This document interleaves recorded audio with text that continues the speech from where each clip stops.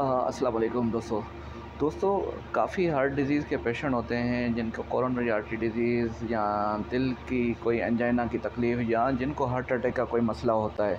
तो ऐसी सिचुएशन में अक्सर वो क्लिनिक्स पे जाते हैं या किसी छोटे हॉस्पिटलों में जाते हैं, तो वहाँ पे एक इंजेक्शन उनको लगाया जाता है वॉरेन या डाइक्लोफेनेक सोडियम या डाइक्लोफेनेक पोटाशियम।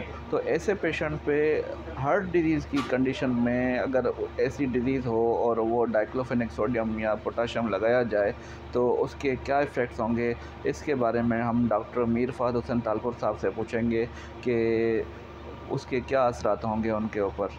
जी डॉक्टर। जी, वालेकुम सलाम अता। बहुत ही अच्छा सवाल लेके आए हैं आपके ये जो भी एनसेड्स हैं या ये मोस्ट कॉमनली जो डाइक्लोरैन या ये ऐसी मेडिसिन्स जो लोग लेते हैं या क्लिनिक्स पे या हॉस्पिटल्स में ओवर द काउंटर लोग भी ले रहे होते हैं।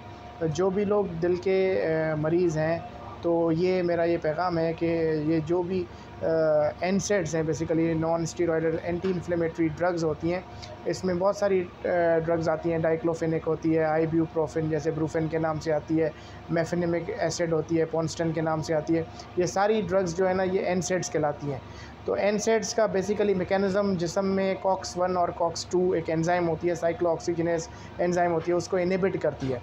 कॉक्स 1 जो एंजाइम होती है वो स्टमक में होती है और कॉक्स 2 आपके इन्फ्लेमेशन को जो है वो और पेन को कम करती है। तो इसको पेन को बढ़ाती है बेसिकली उन एंजाइम्स को इनहिबिट करके, तो ये पेन ख़त्म होता है।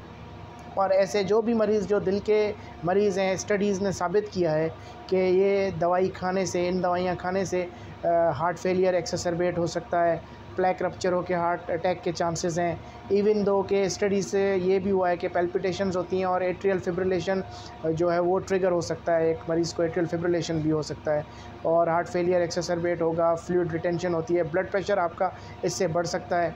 अच्छा, अगर हार्ट की बात ना करें तो ये दवाइयाँ किडनी को भी फेल करने में अक्सर औक़ात, किडनी फेलियर का जो मेन रीज़न है ब्लड प्रेशर और डायबिटीज़ के बाद इन दवाइयों को इस्तेमाल करना है।